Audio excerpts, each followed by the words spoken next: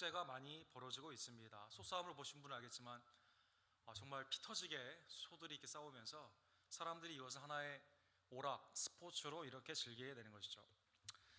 개그맨인 전유성이라는 분이 20년 전에 이제 이곳에 가서 소들이 소싸움을 하는 것을 보면서 열심히 일하고 또 죽기까지 수고하는 소들을 보면서 소들에게 뭔가 해줄 게 없을까 해가지고 10년 전부터 개나 소나 콘서트라는 것을 하게 되었다고 합니다.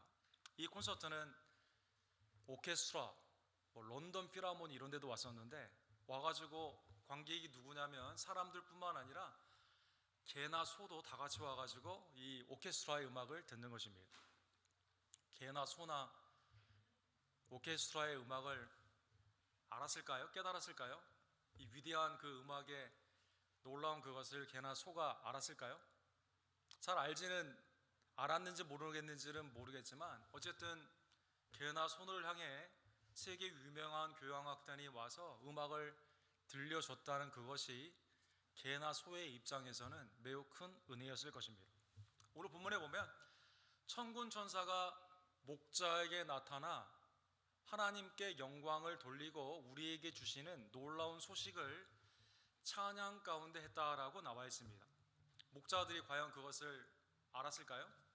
여러분과 제가 천군 천사가 찬양을 하면 그 언어를 우리가 다 알까요? 그리고 우리는 천군 천사의 그 음악을 들을 만한 자격이 있을까요? 하나님의 놀라운 역사가 오늘 탄생 때부터 우리에게 그 은혜의 역사로 성경은 밝히 증언하고 있는 것입니다. 사실 예수님은 베들레헴에서 태어난 이유가 있습니다. 나사렛 예수님으로 되어 있지만 태어난 곳은 다윗의 고향이었던 떡집이라고 불리웠던 하우스 오브 브레드 베들레헴에서 그가 태어나게 되었습니다. 그것은 아우구스투스라는 황제가 호적을 정리하라는 그 명령 때문에 그렇게 한 것이죠. 그래서 임신한 아내 마리아를 데리고 이제 그 요셉이 이렇게 다윗의 동네인 베들레헴까지 오게 된 것입니다. 나사렛에서 베들레헴은 직선의 거리로는 약 1700km이지만 사마리아를 건너와야 되기 때문에 사마리아를 보통 이렇게 우회했다고 합니다. 그래서 230km를 이렇게 아버지 요셉, 어머니 마리아와 예수님이 함께 오게 된 것입니다. 임산부여다 보니까 이것은 매우 험난한 여정이었습니다. 2018년 현재에도 사실 나사렛에서 베들레헴까지 직접 가는 그 길은 법적으로 허용이 되지 않습니다. 중간에 그 웨스트 가자라는 곳에 웨스트 뱅크라는 곳이 있고 또 요르단과 여러 가지 모슬렘이 가지고 있는 팔레스타인 지역 가운데는 기독교인들이 출입이 제한되어 있기 때문인 것입니다. 그래서 왼쪽으로 쭉 돌아가지고 요바와 텔아비브를 거쳐가지고 밑으로 돌아오게 되는 지금도 쉽게 갈 수 있는 그러한 거리가 아니다라는 것입니다. 최소한 10일 이상의 나귀를 탄다 하더라도 매우 어렵고 힘든 여정을 어머니 마리아가 임신한 채로 막판에 지금 아이를 곧 낳아야 되는데 있을 곳이 없어 사고한 가운데 들어가게 되는 그러한 하나님의 아들로서는 매우 초라하게 어렵고 힘든 여정 가운데 베들레헴에 오게 된 것입니다. 자, 이제 마리아는 예수님을 낳고 있는 그러한 상황 가운데 당시에 목자들이 베들레헴에 있었는데 천군 천사가 찬송으로 주의 영광 가운데 그들에게 나타난 것입니다. 오늘 보면 8절과 9절에 보면 그 지역의 목자들이 밤에 밖에서 자기 양떼를 지키더니 주의 사자가 곁에 서고 주의 영광이 그들에게 두루 비추매 크게 무서워한지라. 예수님의 생애를 보면 탄생과 죽음을 생각해 보면 증인들이 탄생 때는 목자 그리고 그 십자가와 부활의 현장 가운데서는 여인들이 마지막 목격자 최초의 목격자로 나와 있습니다. 고대 근동에서는 목자들을 싫어했다고 합니다. 여러분 잘 아시는 것처럼 요셉이 야곱을 초대하게 되었을 때 요셉이 아버지한테 말하죠. 애굽 사람들이 직업이 뭐냐고 물어보면 바로가 물어보면 목자라고 하라고. 애굽 사람들은 목자가 하는 일이 매우 힘들고 어렵기 때문에 그걸 다 싫어했다고 합니다.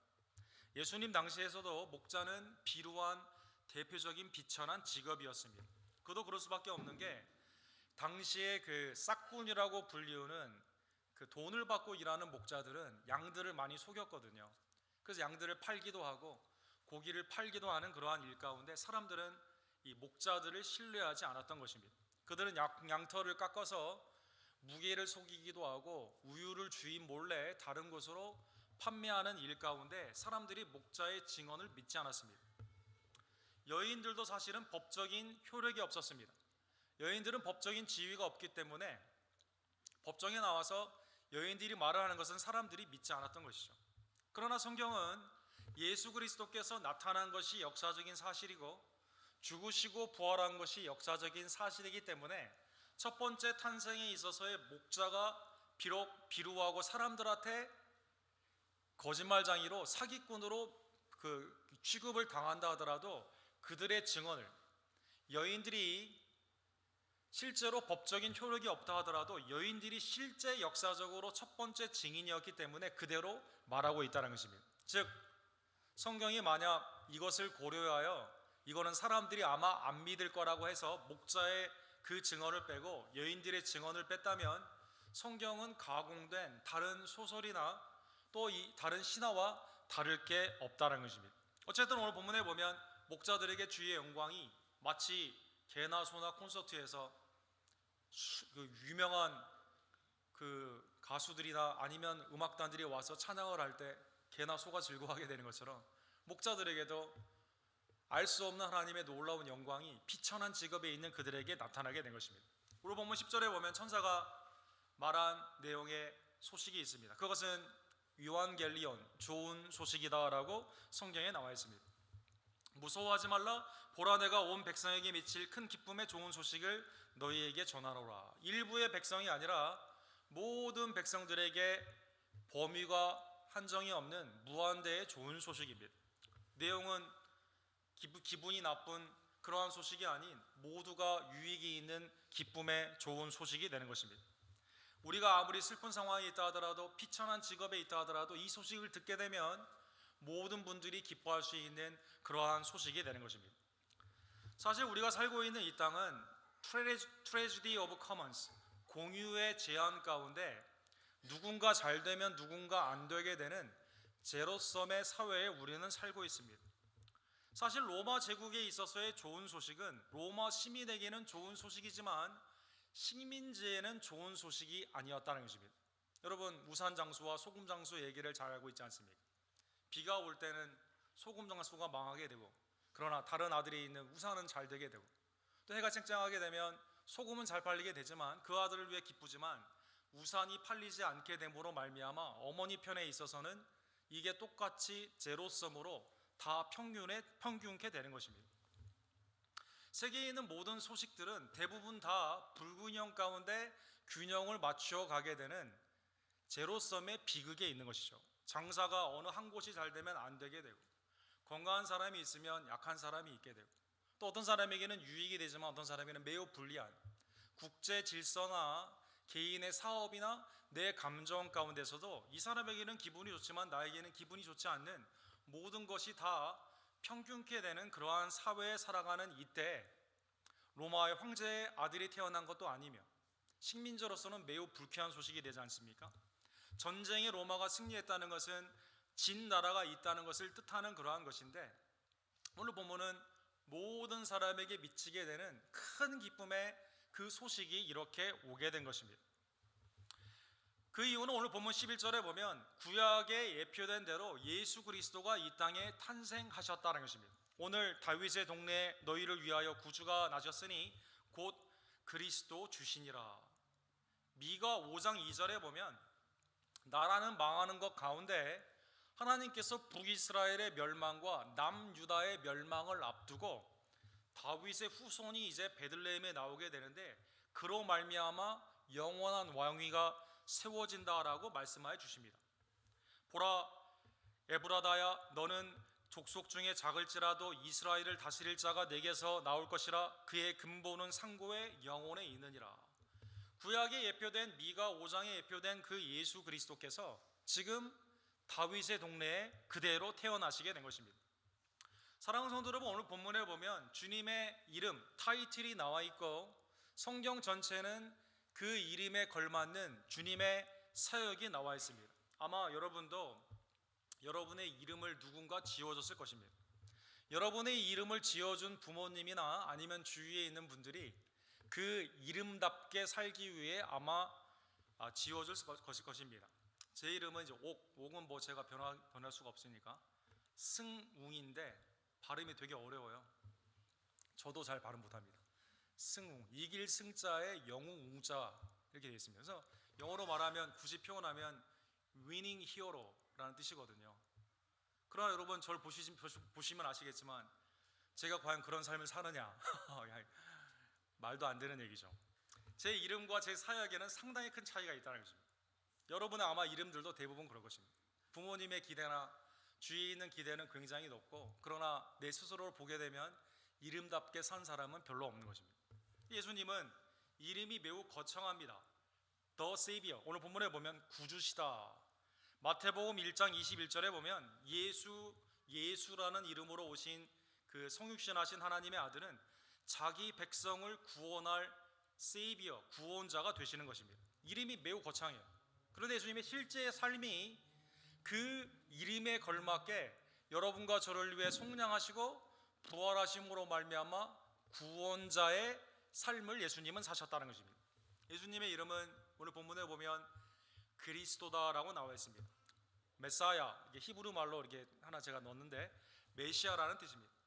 구약의 왕이나 선지자나 또 그 가운데 있는 제사장이 타이틀을 가지고 기름 부음을 받지 않았습니까? 어노인티드 원으로 구약에 옆에된 그 제사장들은 다 실패했습니다. 선지자들도 다 실패했고 왕들도 다 실패했지만 예수님은 이 이름에 걸맞게 동일한 그리스도의 삶을 사셨다는 것입니다. 예수님은 계시록 17장 14절에 나오는 것처럼 만왕의 왕이요, King of Kings, 그렇죠? Lord of all lords, 만주의 주시다라고 성경은 말씀하고 있습니다. 세상을 지으시고 운행하시며 모든 것을 마치시는 예수 그리스도의 사역은 이름 그 자체일 뿐만 아니라 실제의 사역도 그대로 이루어졌다는 것입니다. 그러기에 여러분과 제가 예수님을 믿으면 죄와 사망에서 생명과 부활로 구원을 받게 되는 것입니다. 예수님은 이름, 천하의 예수님 이외에 다른 이름을 주신 적이 없고, 예수님처럼 하나님의 말씀에 전적으로 순종하며 죄 없는, 그러나 십자가에서 대속의 죽음으로 여러분과 저의 죄의 사함을 주님이 우리에게 사역으로 허락하여 주셨기 때문에 주님을 믿는 자에게, 구주로 믿는 자, 그리스도로 믿는 자, 주님으로 믿는 자에게 하나님의 놀라우신 영생의 구원의 축복을 우리가 받게 되는 것입니다. 그런데 오늘 본문에 보면 이 구원주 메시아 그리고 만왕의 왕 만주의 주께서 강보, 누일 곳이 없어 마국간 강보에 태어나시게 되었다는 것입니다. 너희가 가서 강보에 쌓여 구유에 누인 아기를 보리니 이것이 너희에게 표적이니라. 소나 양들이 그 물이나 곡물을 먹게 되었을 때 이것을 담는 그러한 돌 가운데 있는 것들을 당시에 메인저 구유라고 했다고 합니다. 그래서 1세기에 구유의 모양이 나오게 되면 이 발견한 사람이 이 그 박물관이나 그 앤틱에 있는 곳에 가져간다는 거 아닙니까? 이게 혹시 예수님이 누웠던 구유가 아닌가 사람들은 기대한다고 합니다. 얼마 전에 맥기도라는 곳에서 구유가 발견이 되었는데 이 발견한 사람이 이것을 상당히 많은 돈을 주고 팔았다고 합니다. 그래서 이게 영국에서 이걸 사가지고 이게 예수님이 이게 아닐지는 모르겠지만 이것과 비슷한 곳에서 이렇게 예수님이 태어나셨다는 것입니다. 아이가 딱 들어가기에 좋은 사이즈예요. 그러나 위생적으로는 매우 청결하지 않은 곳입니다. 오늘날 우리의 자녀들이 이곳에 눕는다? 상상도 못하는 것입니다. 그렇죠? 어떤 부모님들은 자녀에게 손도 못 대게 하지 않습니까? 세균이 없는다고. 만왕의 왕 그리스도 구원주는 겸손으로 이 땅에 아무도 모르게 누울 곳이 없어 구유에 우리에게 태어나신 것입니다. 성자의 겸손이며 동시에 그가 창조한 모든 세계가 그를 구원주로 영접하지 않는 죄 가운데 있는 세상의 마지막 거절, 사탄의 역사를 우리는 보게 되는 것입니다.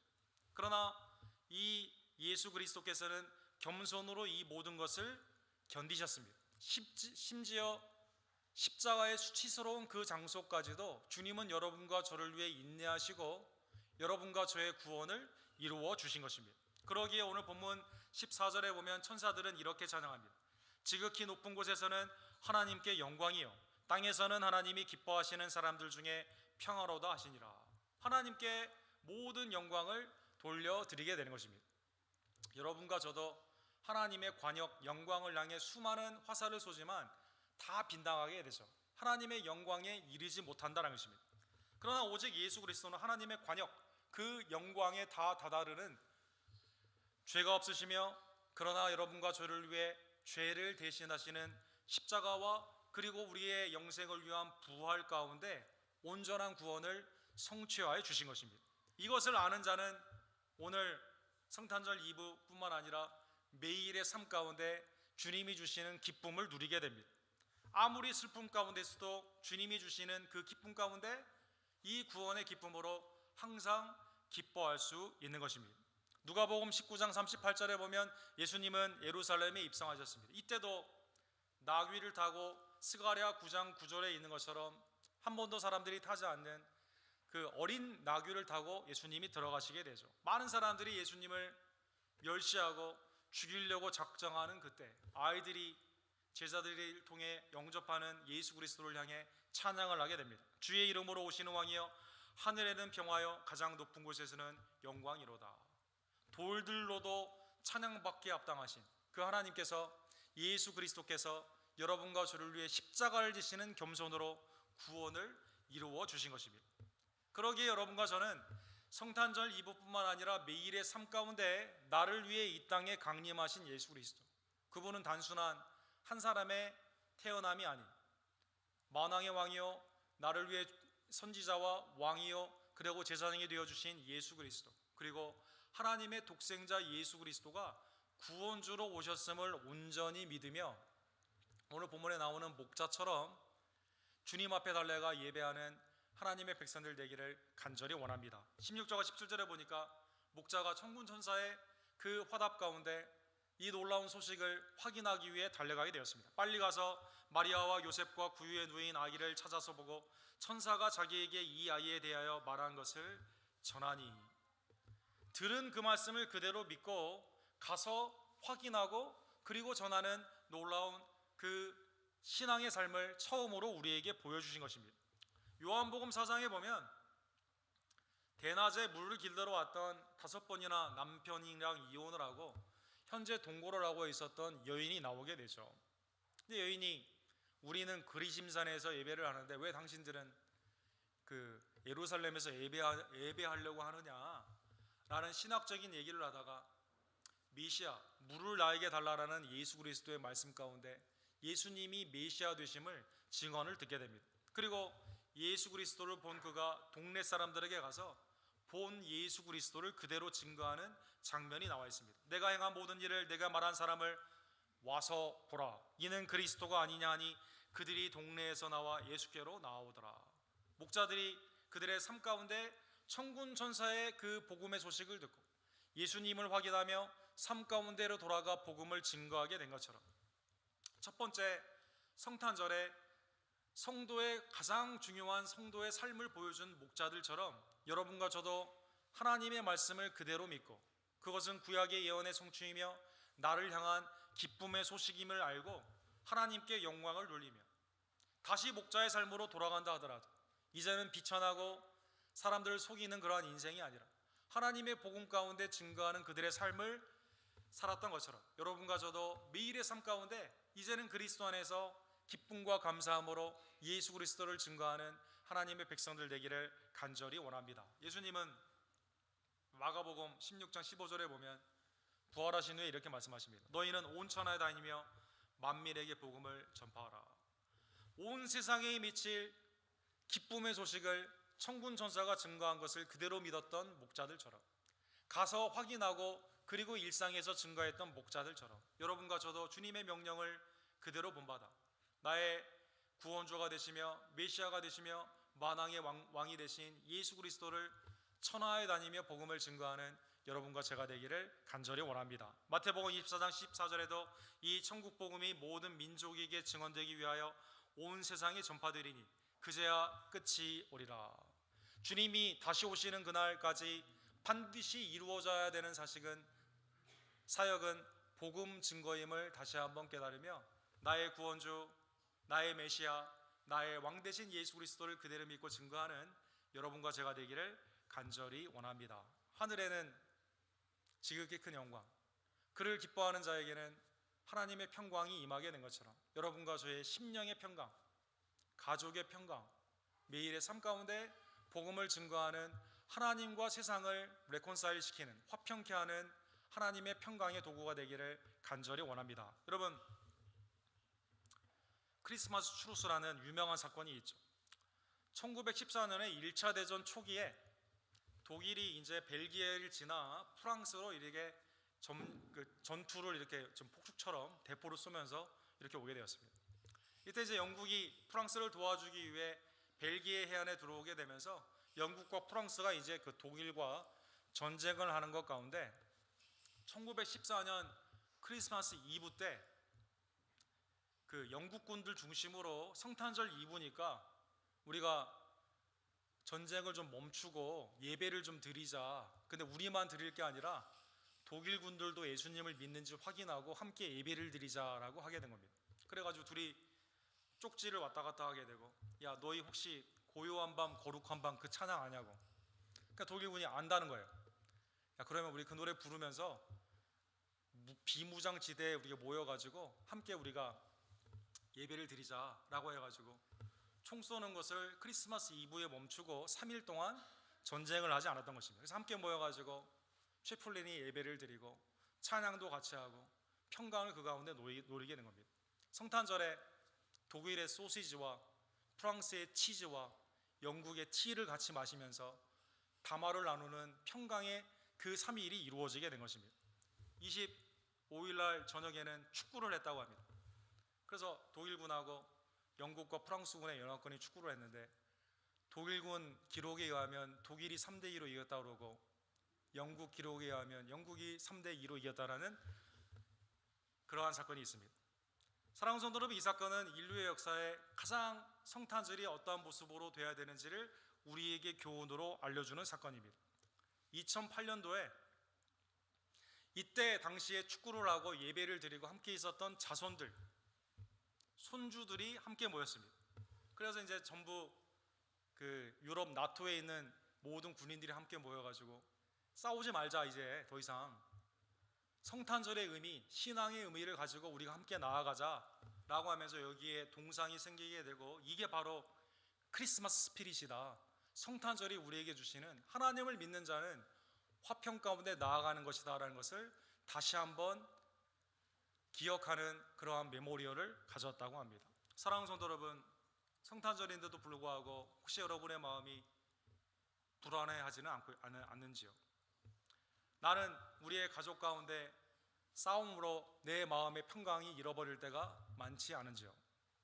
내 직장과 내 가정 가운데, 삶 가운데 매일의 삶이 하나님의 은혜가, 하나님이 나에게 주신 구원의 기쁨으로 충만하고 복음의 도구로 사용을 받아야만 되는데 기쁨이 아니라 마음에 언제나 원망과 슬픔 가운데 있지는 않은지요? 오늘 성탄절 이브에 나온 오늘 목자들처럼 비천하고 사람들에게 무시당하는 그의 인생 가운데 하나님의 놀라운 찬양으로 그들을 응답하여 주시고 복음의 소식을 들었을 때 그대로 믿고 달려가 찬미하며 복음을 증거하게 된 것처럼 일상으로 그대로 돌아가지만 전의 삶과 이제 삶은 완전히 다르게 되는 것처럼 여러분과 저도 나의 구원주, 나의 메시아, 나의 만왕의 왕을 온전히 믿으며 주님이 주시는 평강과 기쁨 가운데 어디에 가든지 하나님의 구원의 도구, 복음의 도구로 사용을 받는 우리 언덕교회, 또 오늘 예배드리는 모든 지체들이 되기를 주님의 이름으로 간절히 축원합니다.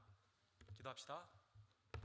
사랑하는 하나님 아버지, 감사합니다. 하나님, 오늘 성탄절 이브를 맞이하여 해마다 맞는 또 한 번의 성탄절이 아닌 내 일생의 가장 중요한 성육신하신 예수 그리스도를 기억하고 나의 왕, 나의 구원주, 나의 메시아로 주님을 다시 한번 모셔드리며 그의 말씀 가운데 순종하는 복된 계기로 삼게 하심에 진심으로 감사를 드립니다. 하나님, 내 마음은 염려와 불안 가운데, 혼란 가운데 있지는 않은지요? 나의 가정은 하나님을 믿는 믿음 가운데 화평해야 되지만 세상 사람들처럼 싸움과 질투가 있지는 않은지요? 나의 직장과 내 매일의 삶 가운데 또 이 나라 이 백성들의 삶 가운데 하나님을 경외함으로 주님이 주시는 평강과 기쁨이 넘쳐야만 되지만 언제나 다른 사람을 시기하며 그 가운데 나의 정욕을 향해 달려가는 멸망의 삶을 살고 있지는 않은지요.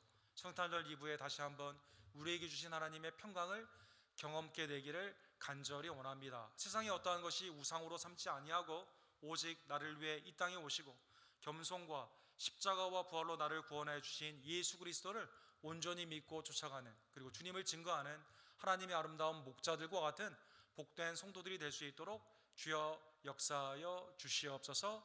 예수 그리스도의 이름으로 간절히 기도드립니다. 아멘. 우리 주신 말씀 기억하시면서 121장 우리 함께 찬양하도록 하겠습니다.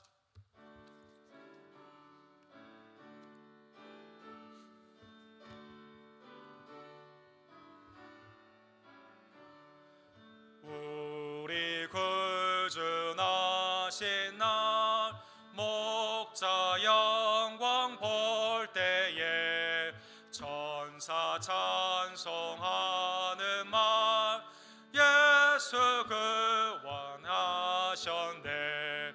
우리 임금 우리 주 모두 함께 절하세. 예수 그리스도